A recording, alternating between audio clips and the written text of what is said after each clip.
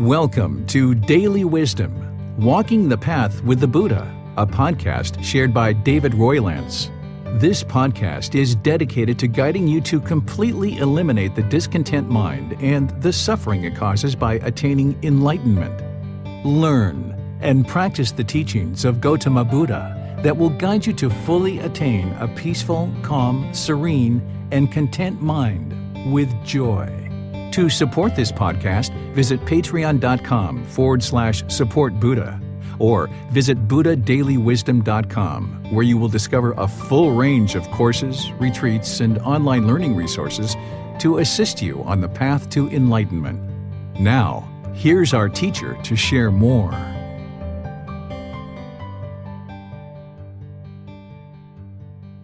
Sawadee Kap. Hello and welcome to Daily Wisdom, Walking the Path with the Buddha.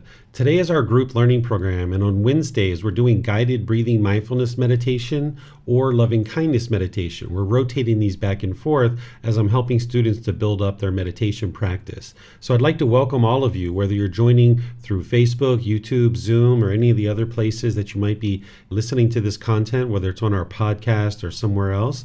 Welcome to all of you guys, and I'd like to invite you to join for a breathing mindfulness meditation session. On each Sunday in this program, we study this book, Developing a Life Practice, The Path That Leads to Enlightenment. It's part of the Words of the Buddha book series, and you can download this for free from our website, buddhadailywisdom.com. You can take it and go print it. You can order printed versions on Amazon, or you can get those also here at the temple in Chiang Mai. So each Sunday I'm going chapter by chapter. And this Sunday coming up, I'm going to be in chapter 13, helping students to learn that particular content. So you're welcome to read that chapter before and or after class. And this is a 7-month program where we meet each Sunday and Wednesday, and I'm helping students to develop a foundation or a framework of the path to enlightenment and developing their life practice. So meditation is part of that. So you're welcome to join for meditation, and then afterwards, if you have any questions on the path to enlightenment, you're welcome to ask any and all questions by putting those into Facebook, YouTube, or Zoom. Or in Zoom, you can raise your hand electronically and ask any questions or follow-up questions that you like. I'm going to start with chanting to ease us into meditation. These chants, they aren't a rite or ritual, ceremony, or worship. They're no prayers or anything like that. Instead, it's just to help ease the mind into meditation and ease the mind out of meditation. The chanting that the Buddha did during his lifetime was to help students to commit the teachings to memory, because everything that he taught was oral. So he used chanting as a way to help them remember his teachings. Every 2 weeks they would recite his teachings. But I use it to help ease the mind into meditation and get more benefit out of the meditation itself by invigorating the mind and bringing some awareness to the mind and awareness to the breath. Once we get into meditation, I will provide some guidance on meditation. Then there'll be a period of time where we'll just be meditating together. And then we'll come out of the meditation with some more chanting, and that's where I'll open up to any questions that you like. There's seated, lying, standing, and walking positions for breathing mindfulness meditation. You can take any of those positions that you like. The seated, lying, and standing tend to work really well for online learning. If you're seated, you might be sitting on the floor or in a chair or something like this. On the floor, you might put some cushions under your rear. This gets the hips up in the air, lessens the angle at the hips, the knees, and the ankles, and allows the circulation to flow. The hands and the arms, the Buddha put his right hand over his left with his thumbs together, and he put this into his lap. And if that's comfortable for you, you could use that. But this isn't about everybody doing it exactly the same. Some people might decide to put their palms on their thighs or their knees or even their palms up. So if you'd like to chant along, you're welcome to join in the chanting. I'm going to do the chanting, and then afterwards I'll provide some guidance. You might just decide to breathe in through the nose and out through the nose with the eyes closed if you're not going to be doing chanting. And keep in mind that you'd like your upper body to be nice and erect. This keeps the mind attentive and alert during the meditation.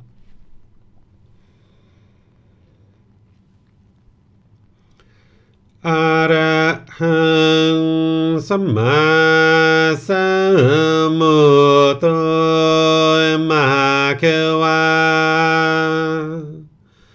Bhutang Mahakavanhang Apivateyami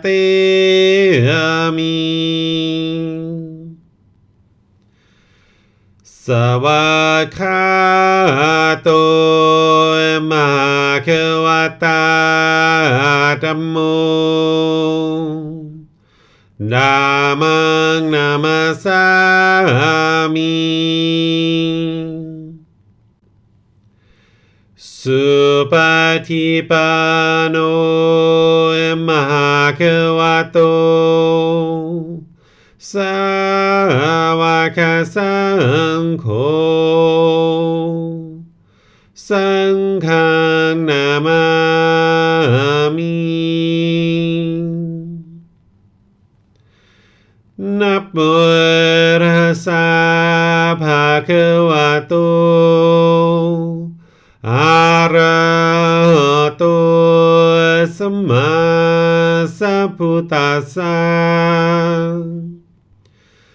นะโมตัสสะภะคะวะโตอะระหะโตสัมมาสัมพุทธัสสะนะโมตัสสะภะคะวะโตอะระหะโตสัมมาสัมพุทธัสสะอิติปิโสมะคะวะอะระหังสัมมาสัมพุทโธวิชาจารณังสัมมุโนสกาโตโรกาวิโตอนุเตโรปุริสาดัมมาสติสัตตาตาวามนุสนังโพโตภะคะวะติ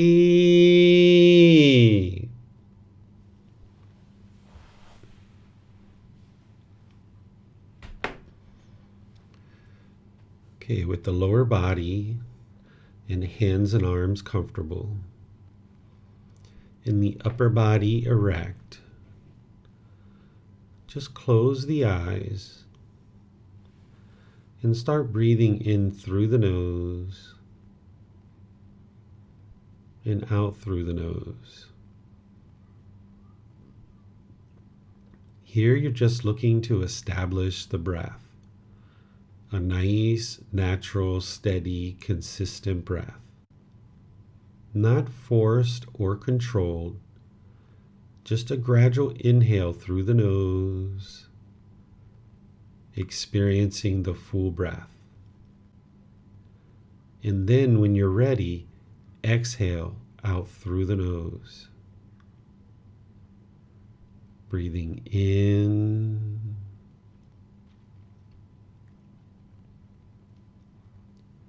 and out. Breathing in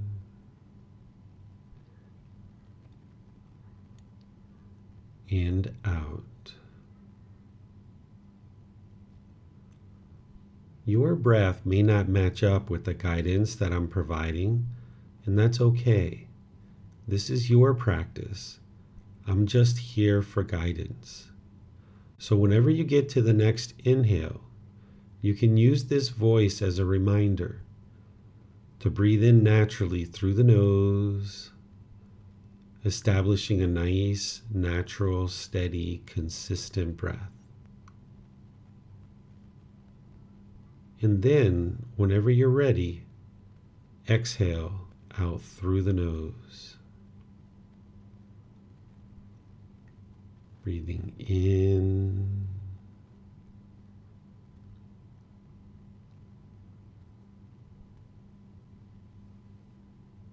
and out.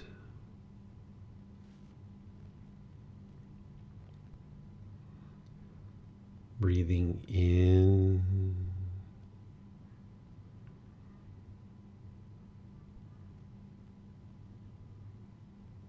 and out.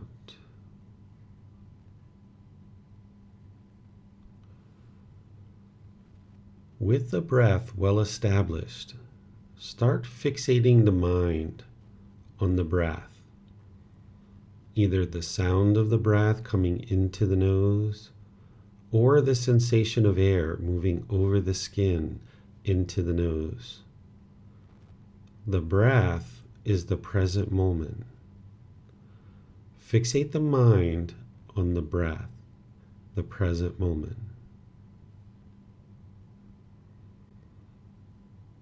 Breathing in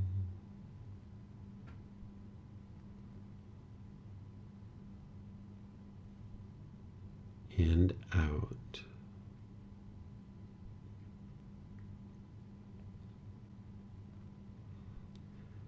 Breathing in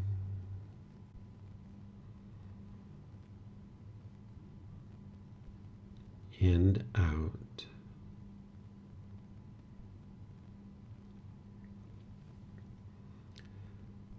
With the mind fixated on the breath, whenever you notice that the mind moves off the breath, cut that off, let it go, and come back to the breath, the present moment.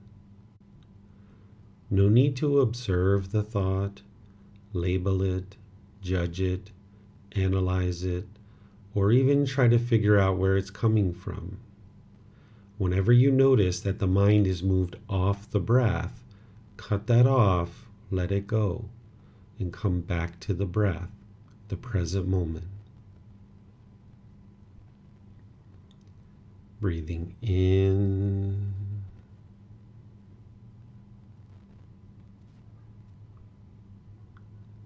and out.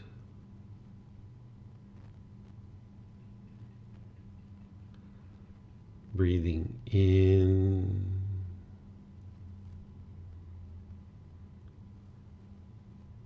and out.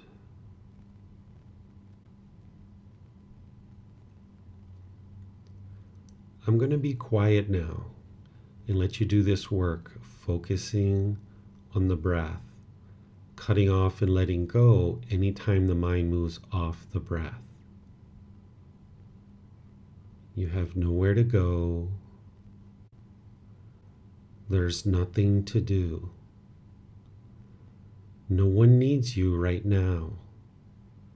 This is your time to focus on the breath. Breathing in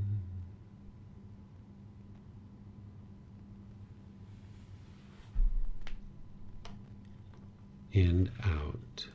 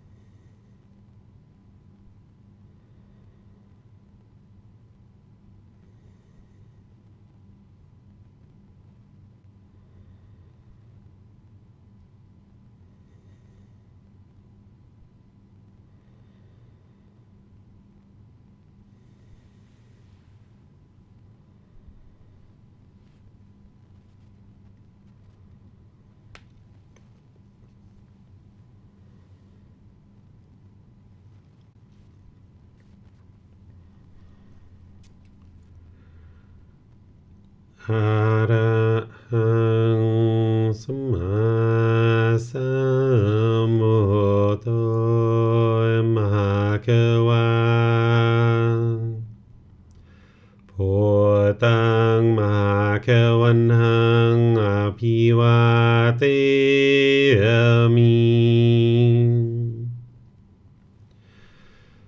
สวากขาโตมหาเกวตาธัมโมธัมมังนามาสามิสุปฏิปันโนมหาเกวโตสาวกสังโฆสังฆังนามามิ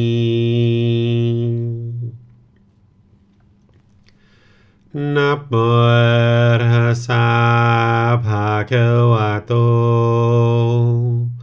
อะระหะโตสัมมาสัมพุทธัสสะ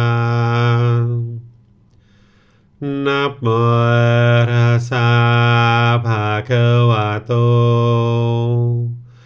อะระหะโตสัมมาสัมพุทธัสสะนะโมตัสสะภะคะวะโตอะระหะโตสัมมาสัมพุทธัสสะอิติปิโสมหะเกวา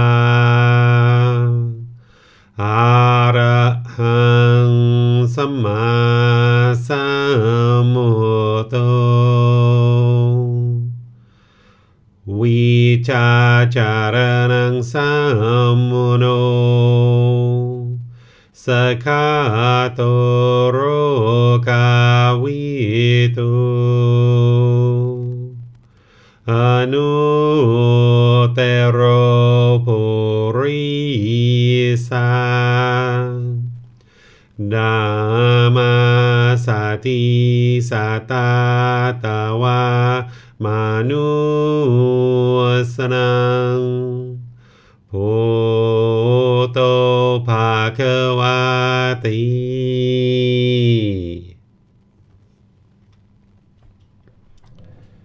Okay, if you guys would like to slowly make your way out of meditation,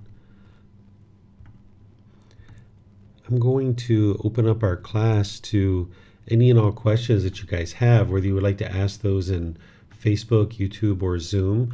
You can put those into the comment section and I'll be able to see those and answer your questions.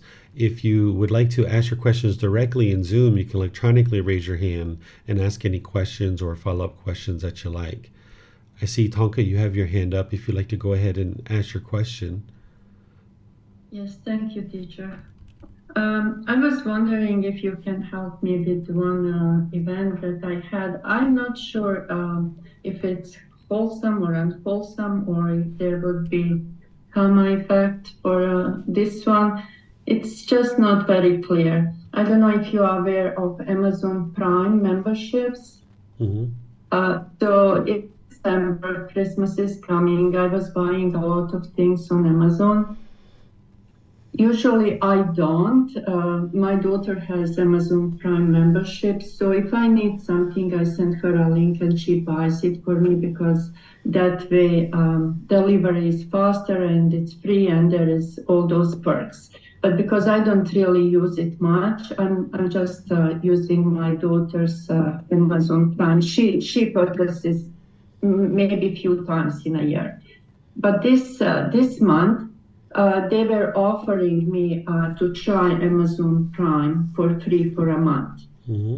And I was thinking, because I'm buying so much, instead of bothering my daughter, I'm going to take that membership Prime as a trial. It was offered, like it was given. It's not that I took something that wasn't given. But because my intention was once I buy everything I planned for Christmas, I'm gonna just cancel it.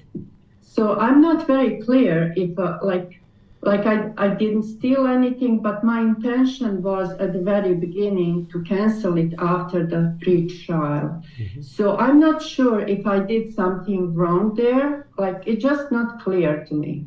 Sure. So in this situation, a company has made an offer and they said, hey, try this for free for 30 days. And if you like it, you can keep it and we'll bill you. Or if you don't like it, you can cancel it and there's no charge. So they're making you an offering. They've offered something to you. And you said, okay, well, I accept your offer. And now I'm going to use it for a week or two or however long you're using it. And then I've canceled it.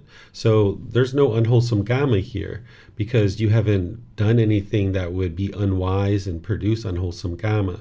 The way that you can see this on your own is not just by believing what I say, but you can see the results of your decisions.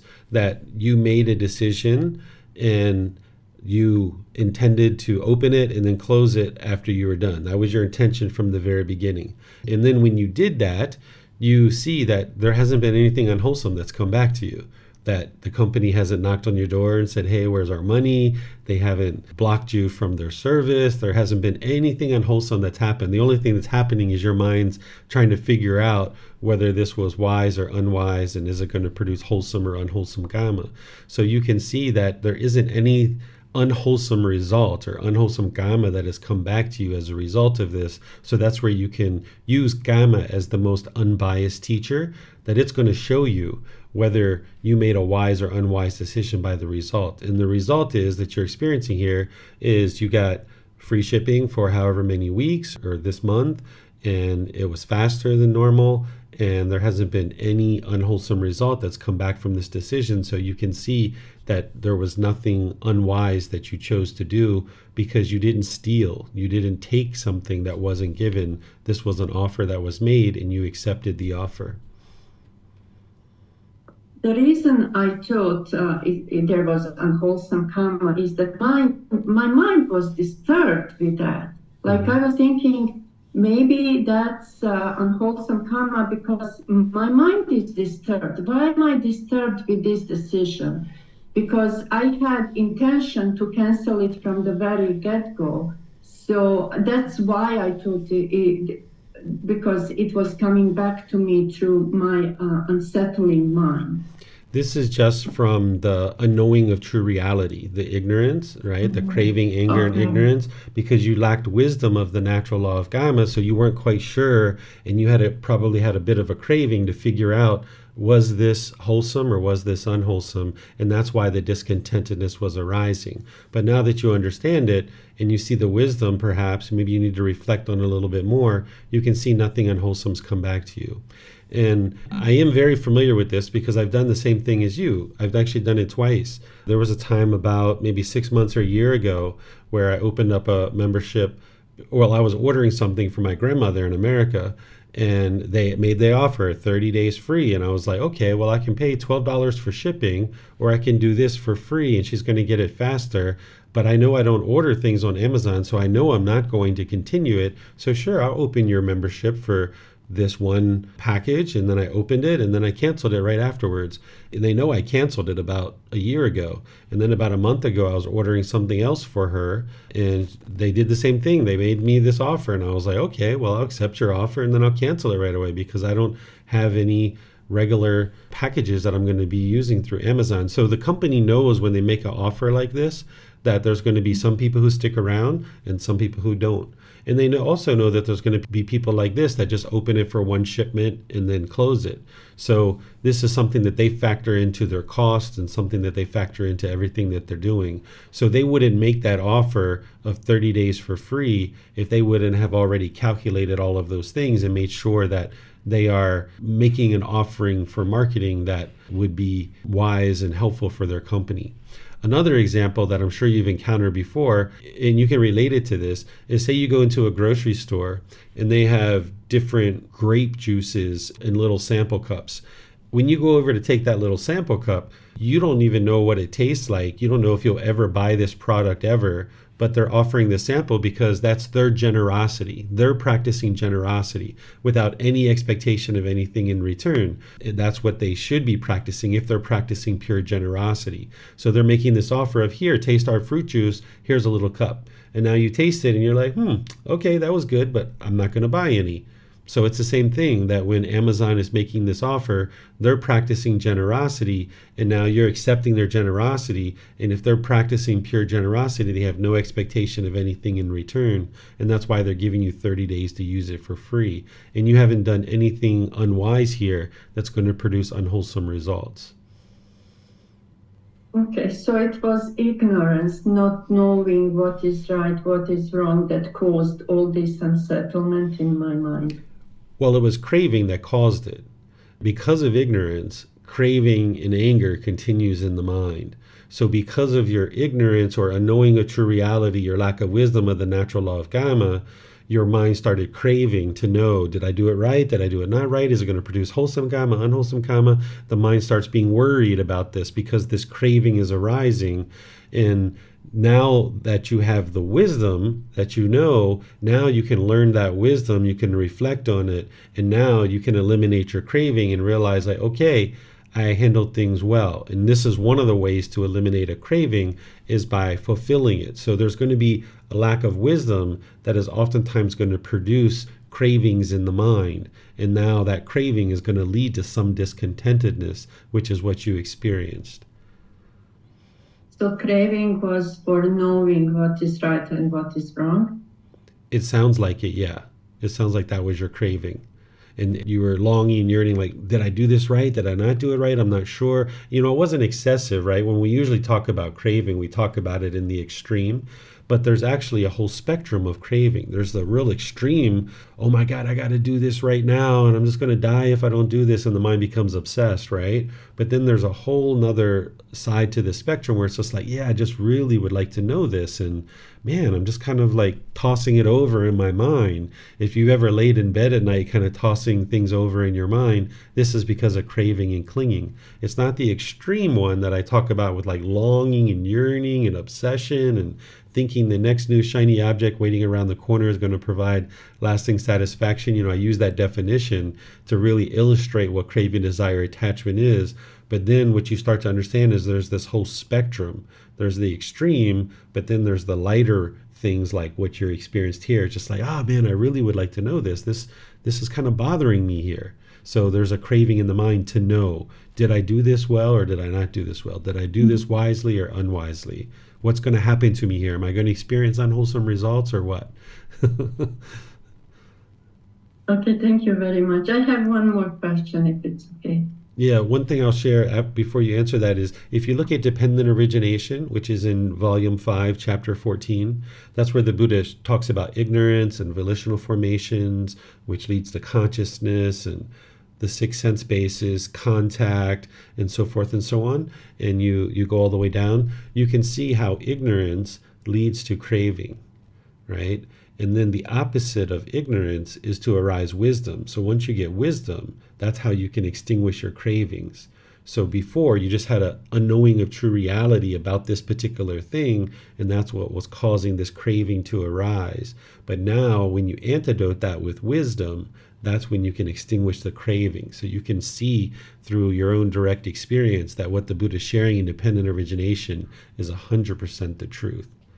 And sometimes when you're having an experience like this, it's kind of good to go revisit a teaching like that so you can like track it and see how your mind did exactly what he's talking about. Yeah, if I remember correctly, so the ignorance would cause bad decisions, like volitional formation. So you, like, through ignorance, we make bad decisions, and then everything else comes. Yeah, I understand that part. Yeah, it's a big relief. Like, I don't know why it bothered me so much. I guess I'm trying to pay attention to every smallest event that's happening in order to understand it better. And yeah, two things here for you, Tonka, is you do know what caused this. You do know why this happened. You didn't know before we talked, but you know now. Why did your mind do this? Why Yeah, did I didn't think it was craving. I understood that was I don't like not knowing. That is for sure. When I'm not sure what's the right thing to do, it seems to be the worst place for me. so you want to know always, I want to know. Yes. permanently. That's the craving, right? That's the longing, the yearning, the craving, the expectation. I want to always know everything of what's going on. So, Because how else do we do the right thing? Because yeah, ignorance is the first thing, right? right. But you would like to learn and cultivate wisdom as a goal, objective, or interest, and understand that there's not going to be like what you and I talked about in private message earlier, where I said, was this a craving, right? It's like, I want to know right now. I want to know right now. That's the craving that you have, right? So you'll need to let that go. So you do know. What causes discontentedness? What's the cause of discontentedness? Craving, Craving, right? craving, desire, So attachment. whenever your mind's discontent, there's going to be some craving, desire, attachment, and you just need to identify what that is. Okay, so that 100% all the time. 100% all the time. You can't experience discontentedness if there isn't a craving. Once you eliminate all your cravings, there's no discontentedness whatsoever. So whenever discontentedness arises, it's alerting you there's some craving in your mind. It's like a red light on the dashboard of your car. That's what the discontentedness is like. If you're driving your car and you see a red light on the dashboard, you're like, whoa, something's wrong with this car. Let me pull over and look. So the same thing is true when you see discontentedness. This is the red light saying, hey, pull over and take a look. Look inward. What's the cravings here? It's always going to be a craving, desire, attachment. And then the next thing I'll share is what you were saying is like you really would like to know what's kind of like wise and unwise because you have this concern of doing things that are unwise. These are actually two qualities that are really helpful to develop that it sounds like you're developing, and you need these in order to get to enlightenment. It's called moral wrongdoing and moral concern. The Buddha teaches about this, that what moral wrongdoing is where you know what's wise and unwise, and this is what you're developing on the path to enlightenment, is what is wise for me to do, what's going to lead to wholesome results or wholesome karma, and what is unwise and what's going to lead to unwholesome karma. So you've been developing that over the course of your journey to enlightenment, is this moral wrongdoing of what's wise and what's unwise. And you're still in the process of developing that. And then as you're developing that, then what starts to arise is this moral concern. What moral concern is I'm concerned about doing unwise things because I'm not interested in producing any unwholesome karma. I'm only interested in producing wholesome karma, and I don't want to cause harm to other beings. I don't want to make any unwise decisions that's going to produce these unwholesome results. So this is that moral concern that's starting to develop in the mind. So continue to develop your moral wrongdoing, where you're learning what's wise and unwise. Continue to develop that. That's cultivating your wisdom. And then having that moral concern where you're disinterested in causing harm to others, this is very helpful for you, but you just need to be sure that it doesn't move into craving, that you're so worried every time you do something unwise. So just bring it to the middle where you have that concern, you have that motivation to ensure that you're not doing things that are unwise, but you're not allowing it to go into craving, but you're also not allowing it to go into complacency, which would be the other side, where you're indifferent and you don't care if you affect other people or not. So you're not interested in living on either side of that, where you're worried about your unwise decisions or you're indifferent. You would like to bring it to the middle where you have moral concern, where it's like, hey, I would like to be making these wise decisions because I'm not interested in unwholesome karma anymore, and I'm going to continue to cultivate my moral wrongdoing, understanding wise and unwise, and I'm going to ensure I gradually bring down my unwise decisions so I don't cause impact to others. This is moral concern. Okay, perfect. So it's all about middle way, finding the middle way. Exactly. Whenever your mind's on either side of the middle, you're going to be shaken up. If you are craving to never do anything wrong, your mind's going to be shaken up there. But if you are indifferent and complacent and could care less, how you impact others, you're not going to be peaceful and joyful there either. So you bring it to the middle where you have this concern where it's like, you know what, I'd like to do things that are wise and I'm going to work in that direction, but you realize you're a work in progress and you're going to occasionally make decisions that are unwise. And when you do that, you're going to learn from that experience, you're going to cultivate wisdom, and then you're going to move on and do better next time. Okay, thank you very much. And I have a granddaughter that is just 19 months. So I was watching her, and it's very interesting to see such a young child already having the craving. Like when it comes to food, like if she doesn't like something, she just spits it out, and I'm like, oh my goodness. And also, if you play her a song that she likes, she loves Baby Shark, whatever. If I play to her, she's just more. And then if I don't play it more, she starts crying. And I'm like, my goodness, just 19 months old and already has so much craving. So I was wondering, do we get born with so much craving, and thus craving changes throughout the life depending on our behaviors, and like how much craving do we bring in as soon as we are born? And then if we feed that craving, then it would make sense it just grows and grows out, like out of proportion. But if we keep cutting it down, it kind of shrinks till it disappears. If we reach that stage of enlightenment, I was just wondering, like how does it start?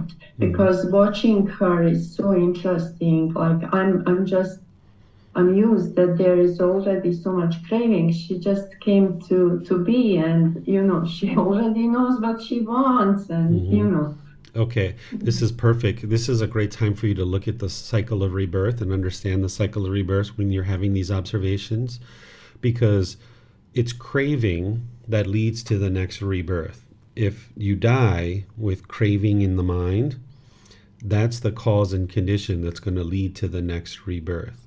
Craving, desire, attachment is what produces discontentedness, but it also is what produces rebirth. So that's why when you eliminate craving, desire, attachment, your mind is peaceful, calm, serene, and content with joy. It's enlightened. And because you've eliminated craving, not only have you eliminated discontentedness, but you've eliminated the causes and conditions that lead to rebirth. So if you die with craving in the mind, then there's going to be rebirth. But if you've already eliminated craving before death, there's no more rebirth. So every single being that is born, it has craving. Because of our previous life, we had craving. So when we died, we had craving, which produced the next consciousness. And now that new consciousness, like your granddaughter, she had a consciousness, and then it ended up in finding this particular physical body in the womb of her mother. And now she had craving from the very beginning because there was craving before she died in her previous life. That's what led to her being reborn now in this life, just like every single one of us. And now when you're in your mom's stomach, it's like, or in the womb, everything's perfect, right? When you're in the womb, it's like you got this umbilical cord hooked up, you're in there all by yourself, it's nice and warm, it's nice and cozy, you can sleep, you can swim around, you got all your food being pumped in on the umbilical cord, everything's so perfect, right? But then as soon as you go into labor, the woman goes into labor, the baby experiences impermanence, that you were inside in this environment in the womb, and then you come out. That's like your first impermanence pretty much. When you are in the womb, that's the first big impermanence. And that's why right away a child, they're discontent right from the very beginning when they enter the world because of their craving. They're immediately experiencing discontentedness because they were craving to be inside their mom's stomach. They had this impermanence that occurred, and their mind didn't understand impermanence. So right away, because of their craving, they were reborn. Because of their craving, when they come out, they're going to cry. And now this starts the cycle of craving, building, building, building, building, building. So it's common for beings to all have craving when you're born. You wouldn't be reborn if you didn't have craving. So every single being that has been born has had craving from the very beginning, and they have ignorance from the very beginning. We don't have anger, hatred, and ill will. Like, we don't go into the nursery at 1 day old hating other babies. That is what gets developed over time because of our craving and because of our ignorance. We falsely associate the painful feelings that we experience as we're growing to something external. And now we form this ill will, this anger, hatred, and ill will in the mind. So this can help you confirm the cycle of rebirth and what the Buddha talked about in terms of craving leading to rebirth. If you would like, I'll give you some suggestions of what you can do to help your granddaughter now that you're seeing the craving. Mm-hmm. Okay, so since you know she's attached to this music, which is her sense base of the ear, she's got this sound and she's got this pleasurable music, right? So what you would like to do is you understand the 4 foundations of mindfulness, starting to at least the bodily sensations, the feelings, the condition of the mind, the mental objects. You understand craving. You understand that when craving arises, it's going to produce discontentedness, and you need to cut it off and let it go. And one of the things that I teach is how to redirect your mind. And this is one of the ways, if you're meditating, eventually you get to the point where you can internally cut it off inside your mind. But before you get to that point, what I teach students is oftentimes to redirect the mind. So if they're sitting on the sofa watching the news and you feel frustration arising, the best thing you can do is redirect the mind. Like, go out for a walk, go out for a bike ride, go get a drink of water. You would like to not allow those conditioned feelings to be formed. And you'd like to break that wiring. You'd like to uncondition the mind. So your granddaughter's mind is wired with these conditioned feelings, just like every other unenlightened being that's ever been born. And you're trying to break that. And you're trying to stop her mind from getting these conditioned feelings. But she's too young, and she's not going to have the wisdom of how to do this. But you, being wise and being an adult, you can actually help her. So when you play the music, you know that she's going to enjoy that. So what you would like to do is turn it on, and then you see that she's getting excited or whatever, turn it off right away. And then when you turn it off, redirect her mind right away to cut off any discontentedness that's arising.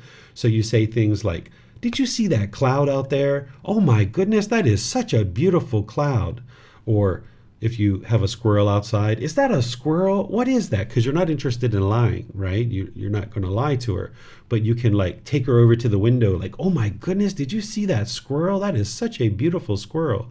So you like redirect her mind so she doesn't get a chance to arise the discontentedness, that her mind immediately gets rewired. It kind of decouples. And you're going to need to do this multiple times. It's not going to be just one time. So after you take her over to the window and look at the clouds or look at the squirrels or whatever, and you have a happy time, you don't want to get excited. You're not interested in arising this excitement, but you're just like, "What was that? Was that a squirrel? I'm not sure if that was a squirrel or not."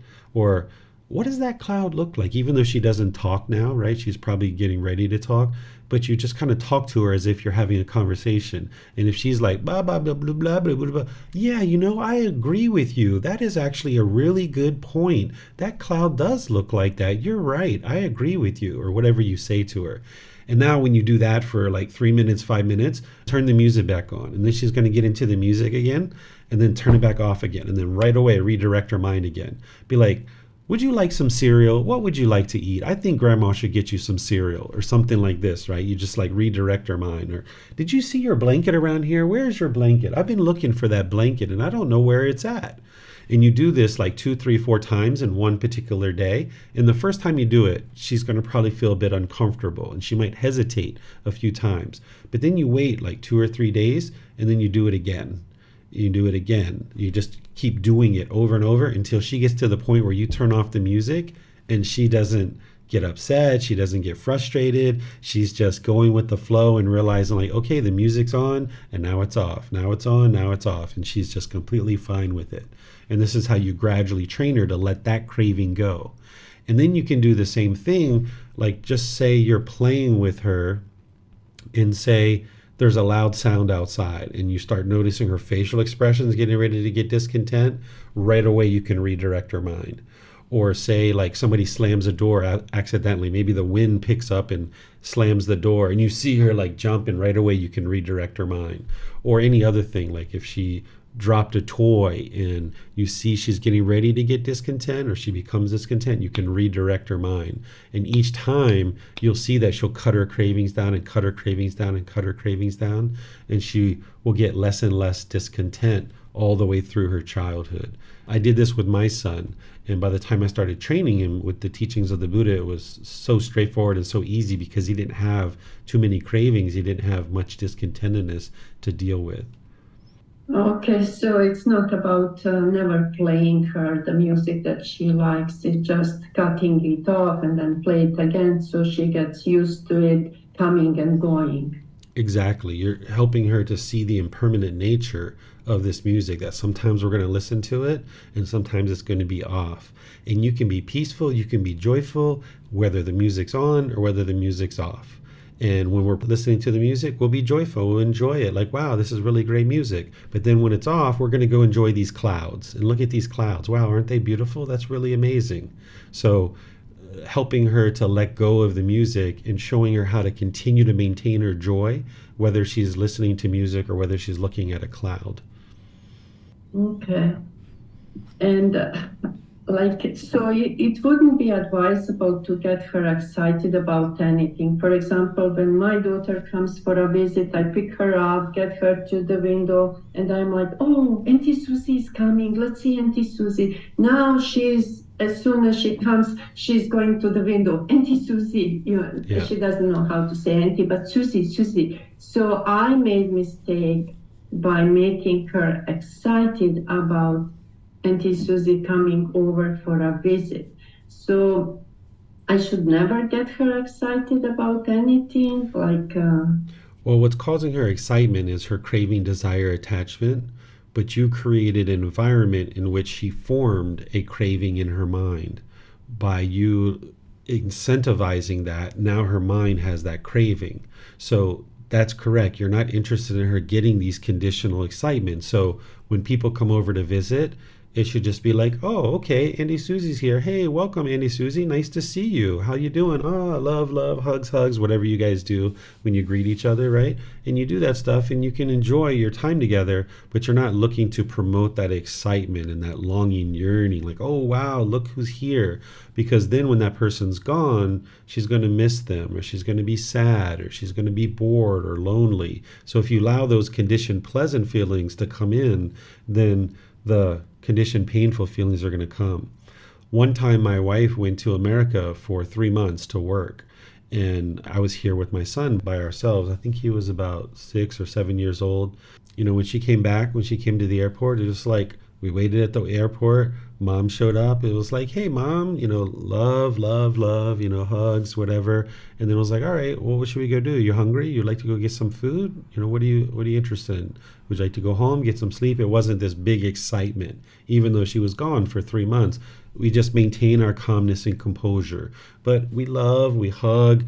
Oftentimes we associate excitement with, gosh, I love you so much, I'm so excited to see you. But it's not the love that's causing the excitement, it's the craving, desire, attachment. So you can keep the love and get rid of the conditional excitement and just smile. Wow, Aunt Susie's here. This is wonderful. Nice to see you.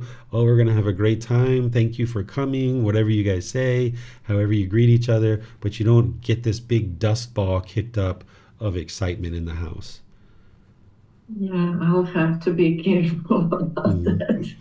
And you might need to talk to your sister, I think you said your sister, and let her know that you're going to be doing this with your granddaughter, so that when your sister comes over, you let her know that you're going to work on helping her calm down because you made a mistake here. And that when your sister comes over, ask your sister to just be calm when she comes over, to not kick up a bunch of excitement also. And let her know that you're doing this so that your granddaughter doesn't end up in those painful feelings. Yeah, for example, it's a little bit tricky because I'm sure that my son and his wife do not share this opinion. Like, they don't see things that way. And it's their child, So it will be very tricky for me now to find my own place. Like I want to do the right thing. At the same time, I have to be careful not to step on their toes because they are the parents and they don't like anybody interfering too much with their way of parenting, right? But I don't think they perceive excitement as happiness as something good. They don't see that it's cause of craving. Yeah. And if they are closed to that message, where is my place there? All you can do is when she's with you and she's under your care is you do what you know is wise. And if your son and your daughter-in-law choose to do things differently and that's based on their wisdom, then that's fine. If you're ever at a point where they are sitting down and they would like to talk, or they observe you doing things with the granddaughter and they would like to understand why, then maybe you explain it to them and you help them understand. But if they're not interested in understanding, then you just do what you know is wise when she's under your care and realize that you can only influence and help your granddaughter during the time that she's with you. And when she's doing other things and with other people, she's going to learn from them what she learns from them. But as she ages, she will see that when she's with grandma, things are more calm, things are more settled, things are more enjoyable, things are more fulfilling. There's not these high highs and these low lows. That's a good way to explain it to your children, is that if we allow the granddaughter's mind to go up into the highs, then it's going to drop off and she's going to end up experiencing the lows too. So if your children understand and they adopt that same thinking, then okay, you might even let them listen to one of the videos where I've taught the Four Noble Truths. But if they don't adopt it and you're the one who conducts yourself this way with your granddaughter, as she ages, she will know herself, like, wow, when I'm with grandma, things are like so calm and so peaceful and so loving and so kind and warm and all of this. And she'll feel the difference. And when she's with her parents, she'll feel her mind go up into that high and she'll feel her mind go down into the low, and she won't like it. And she'll decide, like, wow, this is the way I would like to be. The way grandma is teaching me, that's the way I would ultimately like to be. But she'll have this influence potentially from her parents if her parents choose not to do things in this way. But there may be a window that your children can see what you're doing. It's probably not something you would like to talk to them about right now, but it's probably something you would like to get underway with your granddaughter so you can see the results and you can see the benefits and you can see how much better it is. And then you'll be able to more readily explain it to your children. So it might take you 2, 3, 4, 5 months of doing this with your granddaughter so that you can have the confidence that what you're doing is wise and it's helpful, so that then when your children start asking questions, you'll be more educated, more wise about how to answer those questions. And you will have had the direct experience with your granddaughter to speak from experience with confidence that you know that this is the wise way to do things. But then it's still up to them whether they choose to adopt it or not. And if they don't, that's fine. You'll help your granddaughter when she's with you. Okay, thank you very much. Yeah, you're welcome. I see we have a question coming in here from Sophia. She says, "Hi teacher, I got the flu during last 3 weeks, cough heavily, so I didn't do any meditation and exercises. I find it very difficult to focus and to finish the meditation. Besides, I realized my mind began to crave a lot, envy of colleagues, feel much anxiety about future, mostly about career development, craving for my boyfriend's company. I feel like I have gone back to what I have learned in Chiang Mai. Shame on me." Oh, okay, Sophia, this is normal actually. When you're on the path to enlightenment and you're starting to move in the right direction, you can have these little blips, these little, starts and stops like this. I had plenty of them along the way. Your enlightenment's not going to be determined whether you miss meditation for these 3 weeks or not. Your enlightenment's going to be determined with, now that you've missed these 3 weeks and you see the results, what do you do next? Do you get committed to meditation and you build back up your practice, and now over the next 3 years, 5 years, you continue to meditate? Or do you just become all encompassed by this and completely walk away and give up on the path? So this is actually part of developing the wisdom, that if you built up your meditation practice for a period of time and then it's dropped off, and you see that your mind was in such a better condition in the past than it is now, there you have the evidence that what you were doing was wise, it was helpful, it was working, and now you just need to build that back up. I think every single person who's ever been on the path probably has experienced this to a certain degree, where there's been starts and stops. And this is part of developing your wisdom, that you see that, yes, when I meditate, my mind is in such a better condition. And when I don't meditate, this is what happens. And that kind of helps you to build your determination, your dedication, and your diligence. It helps you to eliminate complacency. So if I was you, I would take note of this. I would build wisdom around this, ask questions like you are, which is great, and then just start meditating again, start reading books again, start attending classes again, and just build up your practice from there. This is part of your journey to confirm in your mind the wisdom that, yes, meditation is indeed leading to an improved condition of mind, and let me stay dedicated to it. So this is normal. If you need anything from me, like if you'd like to schedule a private session, or you need to have some certain guidance that you'd like to post in the Facebook group, or if you need certain books or resources, feel free to reach out. I will help you. I think you have all of those things. You know how to come into the classes and stuff like that, but just continue to gradually build up your practice back to where it was. You weren't missing meditation for that long of a period. It was only 3 weeks.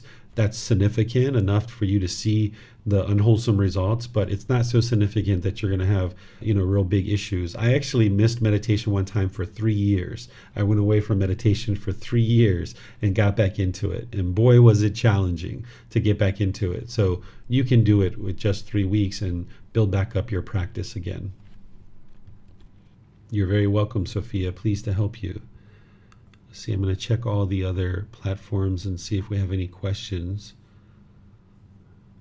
Okay, I'm not seeing any other questions anywhere. So I will just thank all of you guys for joining for today's class and invite you to return for class either on Sunday, Wednesdays, or Saturdays. Those are our normal classes.